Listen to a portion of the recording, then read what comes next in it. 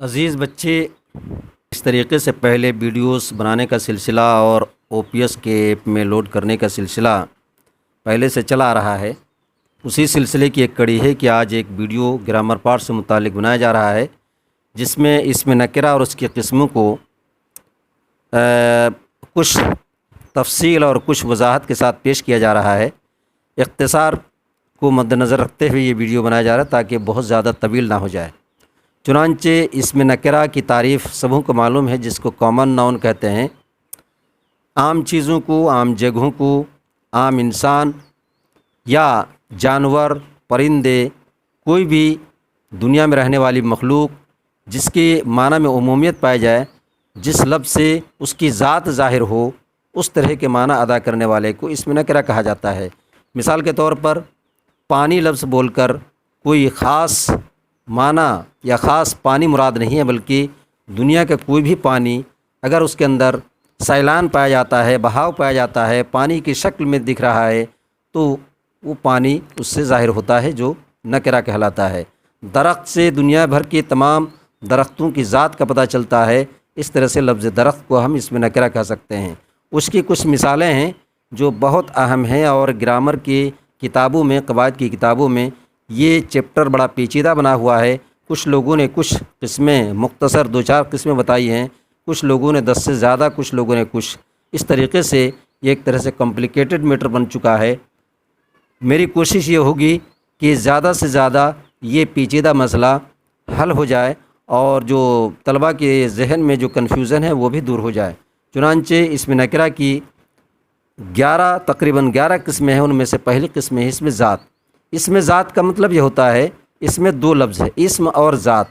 ایک تو یہ کہ وہ لفظ اسم ہو، اور دوسری بات وہ معنوی طور پر اس کے اندر ذات ظاہر ہو رہی ہے، چاہے وہ ذات انسان کی ہو، چیزوں کی ہو، یا کسی بھی چیز کی ذات ہو، یا جگہوں کی ذات ہو۔ اب شہر کہیں گے تو شہر سے تمام وہ چیزیں مراد ہیں جس سے جگہ، ہم جس کو جگہ نام دیتے ہیں۔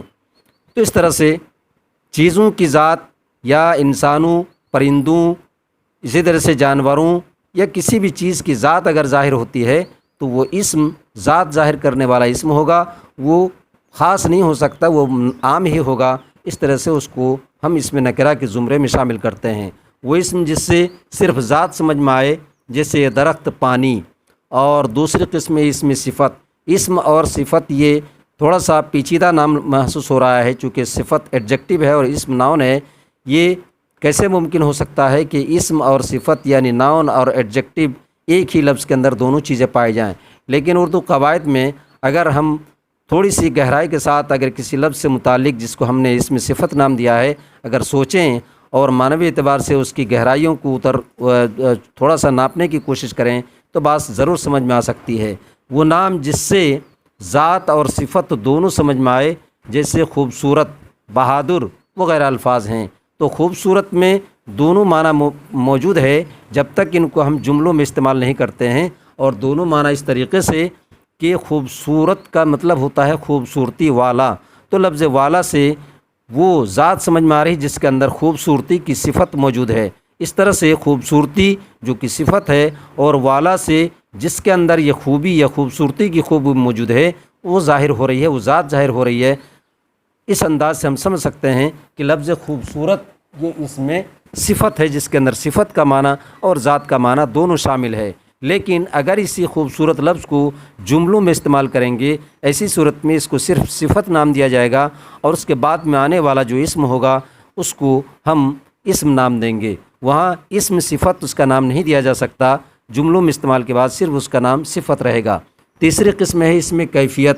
اسم کیفیت وہ چیز جسے صرف محسوس کیا جا سکے، ایسی چیز جس کو ہم صرف محسوس کر سکیں، اور حواس خمسہ یا 5 سینس آرگن سے اس کا پتہ نہ چل پائے، ایسی چیزوں کو ہم اسم کیفیت نام دیتے ہیں۔ اس کے اندر عمومیت کا معنی ہمیشہ موجود رہتا ہے، یہ اسم نکرہ ہی ہوگا، اسم عام ہی ہوگا، اس میں خاص نہیں ہو سکتا، جیسے ایمانداری، بہادری، سخاوت وغیرہ۔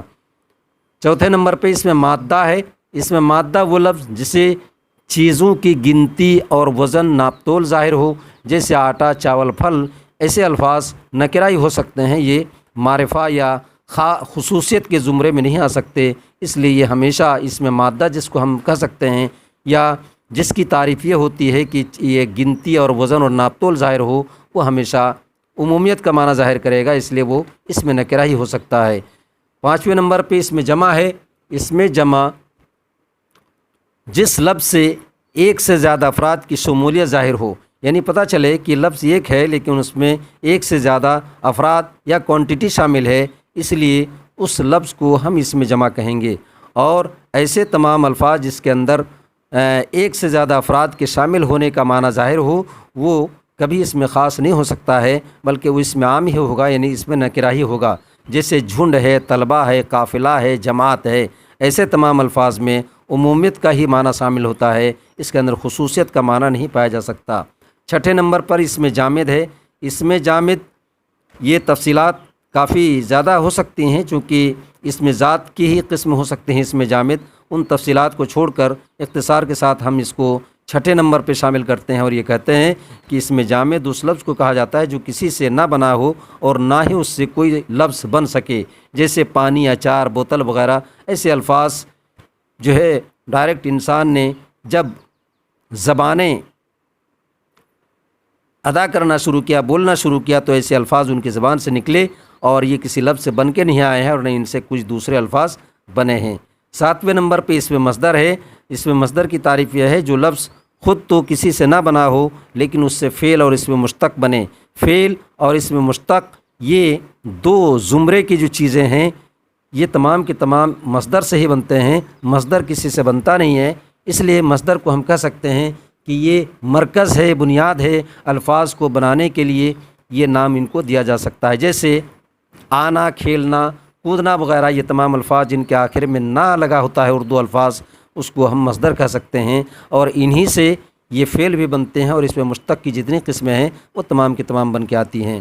8ویں نمبر پہ اس میں مشتق اور اس کی تمام قسمیں ہیں جو کہ اس میں نکرہ کے زمرے میں شامل ہیں، جیسے محکوم اس میں مفعول ہے، کھلونا اس میں آلہ ہے، اسی طرح سے تعلیم یافتہ اس میں مفعول ہے، ایسے تمام بہادر ہے، اسی طرح سے خوبصورت ہے، یہ تمام الفاظ اس میں مشتق کی قسموں کی مثالیں ہیں، یہ تمام کے تمام اس میں خاص نہیں ہو سکتے، یہ سب کے سب اس میں عام ہیں یا اس میں نکرہ ہیں۔ 9 نمبر پہ اس میں صفت ہے۔ اس میں صوت، صوت کا معنی ہوتا ہے آواز، ایسے الفاظ جن سے آواز ظاہر ہو یا ایسے الفاظ جو کہ آواز پیدا کریں، ایسے تمام الفاظ اس میں نکرہ ہی ہو سکتے ہیں، اس کے اندر کسی بھی طرح سے کوئی خصوصیت کا معنی ظاہر نہیں ہو سکتا، اس لیے یہ اس میں نکرہ کی قسموں میں شامل ہے۔ جس لفظ سے آواز ظاہر ہو، تعریف یہ ہے کہ جس لفظ سے آواز ظاہر ہو اس لفظ کو ہم اس میں صوت کہیں گے، جیسے گھڑ گھڑاہٹ، آہٹ، سر سر، سائیں سائیں، بہت سارے الفاظ اس کی مثالوں میں پیش کیے جا سکتے ہیں۔ نمبر 10 میں ہے اس میں مکبر۔ اس میں مکبر، کبیر، اکبر، یہ لفظ یہ عربی کا خالص لفظ ہے جس کا معنی ہوتا ہے بڑا۔ ایسی چیز جس سے کہ چیزوں کا، ایسا لفظ جس سے چیزوں کا بڑا ہونا سمجھ میں آئے، جس لفظ سے چیزوں کا بڑا ہونا ظاہر ہو، ایسے تمام الفاظ کو ہم اس میں مکبر کہیں گے، جیسے شہزادہ، شہ سوار، شہراہ، تو شہ لگا کر اس کے بڑکپن کو، بڑا ہونے کو ظاہر کیا جا رہا ہے۔ سوار سے شہ سوار ہو گیا، راہ سے شہراہ ہو گیا، تو اس کے بڑا ہونے کو ظاہر کرنے کے لیے لفظ شاہ کا استعمال ہوا ہے۔ ایسے الفاظ اس میں مکبر ہیں، تو شہزادہ، شہ سوار، شہراہ، یہ تمام الفاظ اس میں نکرہ ہیں، اس کے اندر عمومیت کا ہی معنی پایا جاتا ہے۔ اور اسی طریقے سے 11ویں نمبر پہ اس میں مصغر ہے۔ اس میں مصغر اس لفظ کو کہا جاتا ہے جس لفظ سے چیزوں کا چھوٹا ہونا ظاہر ہو، چیزیں یہ لگتا ہے کہ چیزیں بڑی چھوٹی ہیں اور اس کے چھوٹے پن کو ظاہر کرنے کے لیے اس مصغر لفظ کا استعمال ہوا ہے، جیسے گڑیا ہے، پڑیا ہے، کتابچے ہے۔